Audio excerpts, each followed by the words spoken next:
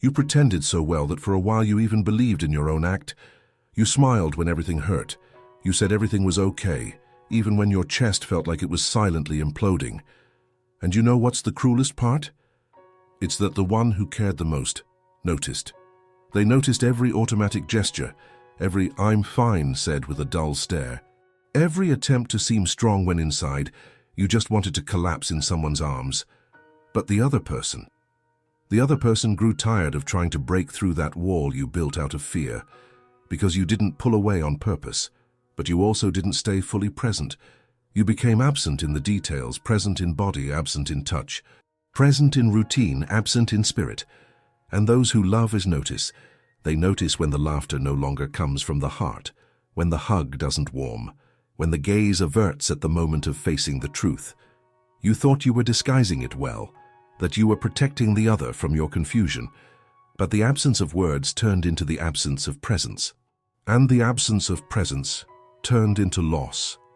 And now, in the silence that remains, you begin to hear what you didn't want to listen to before, the questions you never asked, the pains you ignored, the signs you preferred to label as exaggeration, and you realize that the one who cared the most walked away tired of trying to guess how you felt, tired of trying to fix a bond you no longer pulled, tired of trying to fit into a space you no longer offered. You let go, without the courage to hold on, without the maturity to open your heart, without the humility to say, "I'm not okay, but I want to try." And now that silence which once felt like comfort has become a burden. Now when there's no one asking how your day went, now when your phone no longer buzzes with that "just checking in to see if you're okay," now when no one else tries to decipher your absences, the reality hits hard. Realizing this hurts, but it's also the first step to understanding what you really lost. You didn't just lose someone who loved you. You lost the person who stayed even when you didn't know how to ask for help, who saw through your pride, your fear, who kept on even when you had already given up on yourself. And you know what hurts the most? It's realizing that this person wouldn't come back so easily. Because when someone learns to love themselves more than they insist on staying, they walk away. And they leave without any fuss, without shouting, without drama. They go in silence, in the same silence where you hid.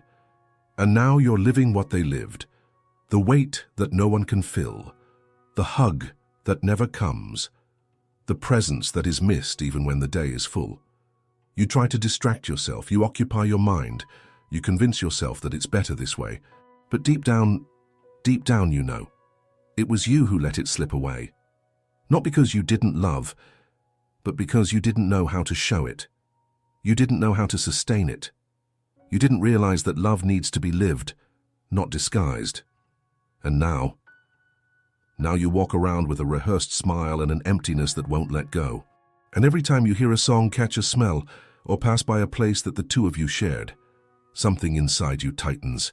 It's the absence charging the price of neglect. It's the longing showing everything you tried to pretend didn't matter. But it does. It matters so much that even trying to forget, you still remember. It matters so much that you still wait for a message, even knowing it won't come.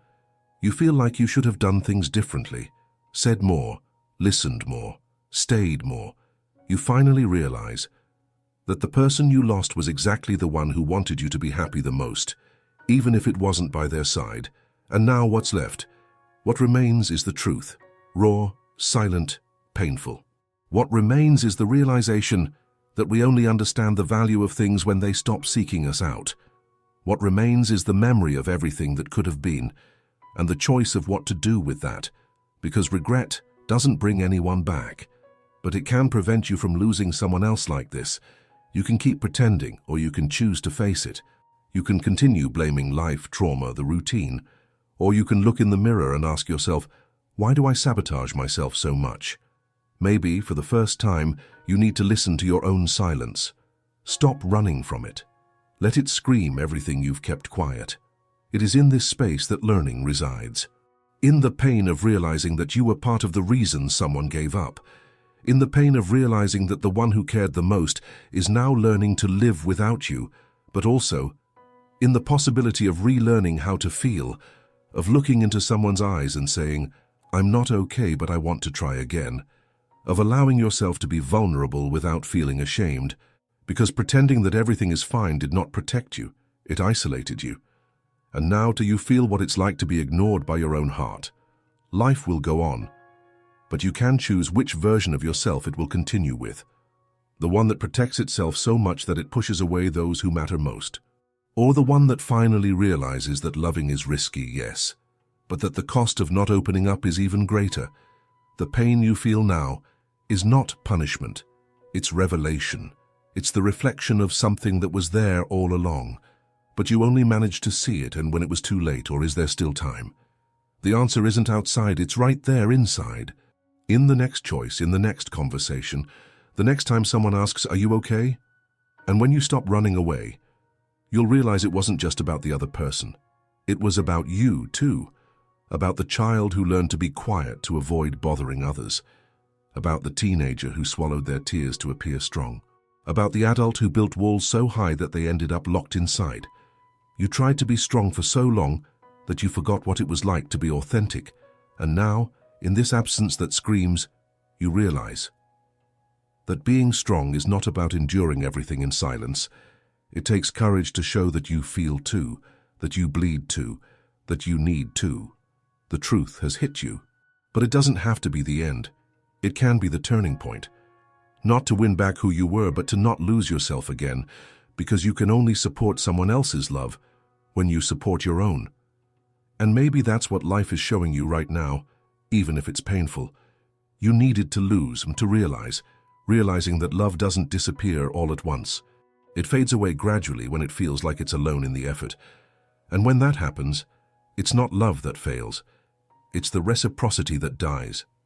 You spent so much time trying to seem okay that you forgot to actually be okay. But now that everything has crumbled, you see clearly what you didn't want to acknowledge before, that when someone truly cares, they notice what you hide. But they can't fight for two. And love needs reciprocity, not mind reading. If this has ever happened to you, comment, "I've felt this on my skin." And then, what are you going to do with this regret? Will you carry it as guilt? Or transform it into awareness, because a paralyzing regret does not heal, but a liberating regret transforms. Maybe your process starts now. In the pain of recognizing how much you lost trying not to disturb others. In the truth of seeing how much you hurt yourself, trying to protect others from yourself. You didn't know how to open up. You didn't know that someone could embrace you even in chaos. And maybe this is your next lesson, allowing yourself to be whole, even on days when you're not okay. Realizing that your vulnerability doesn't diminish you, it humanizes you. You hid away so you wouldn't be a burden, and you ended up becoming absent. But now you can be present, not just for others, for yourself too. Have you heard this phrase before? Comment, "I have indeed." If what you feel is still alive, start to speak. Even if the person doesn't come back, you need to hear yourself. Get this build-up out, this dense silence, this loneliness that you disguise with distractions. What you've kept silent about has also hurt you. What you've ignored has shaped you as well. And maybe all of this is happening now so that you stop, breathe, and understand. You can't keep deceiving yourself. The biggest loss, there wasn't the other person.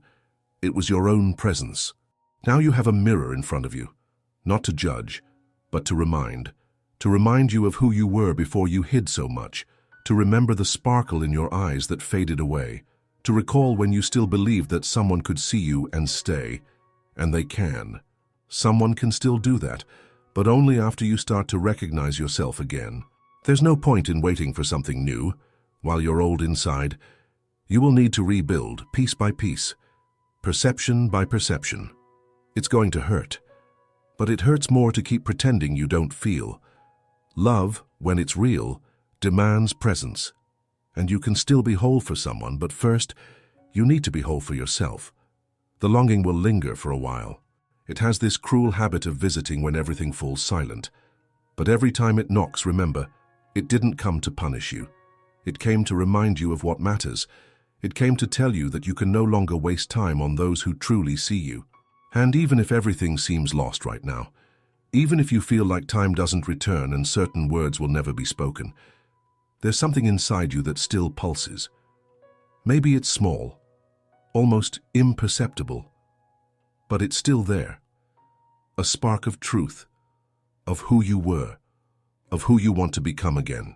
You've spent too much time trying to fit into versions of yourself that aren't real, trying to maintain control over everything, as if feeling is a weakness, as if showing need is a sign of lack, as if opening up is asking too much. But listen to me. Those who don't allow themselves to be seen will never be truly loved, because love doesn't see masks. Love recognizes essence, and yours has been forgotten. It's time to face that. Recognizing the times you pushed affection away, the times someone offered you their presence, and you responded with silence, the times someone saw you, and you looked away. Maybe you did this out of fear. Fear of opening up and getting hurt, fear of being yourself and feeling inadequate, fear that if you showed your pain, no one would stay. But you didn't realize that those who cared the most were already there, even in the face of your flaws, even while noticing the cracks, even while feeling the coldness. That person stayed as long as they could, as long as they had room, as long as you allowed them to.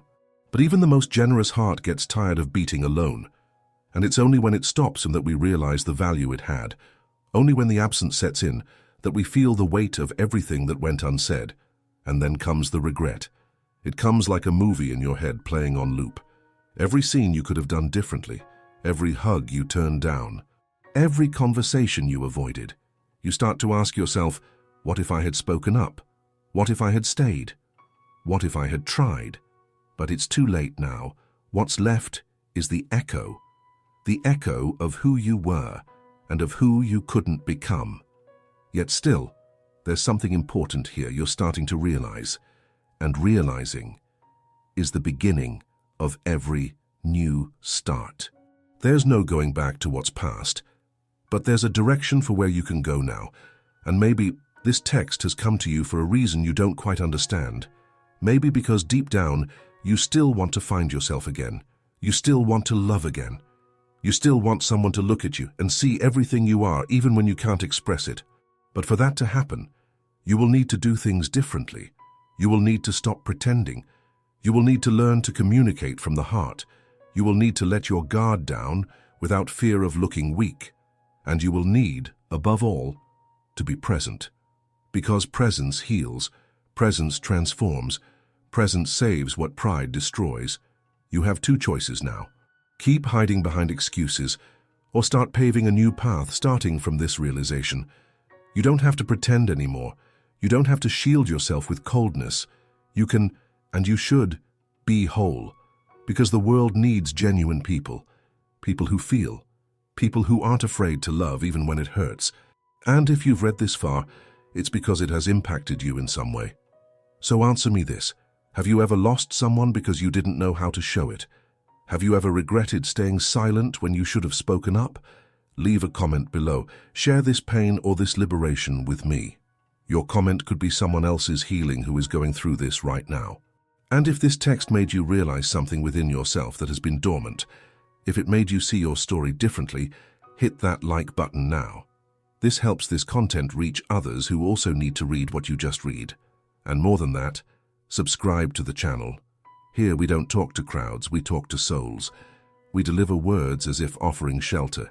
And if you felt that this was a refuge for you today, then stay. Because in the next video we're going even deeper.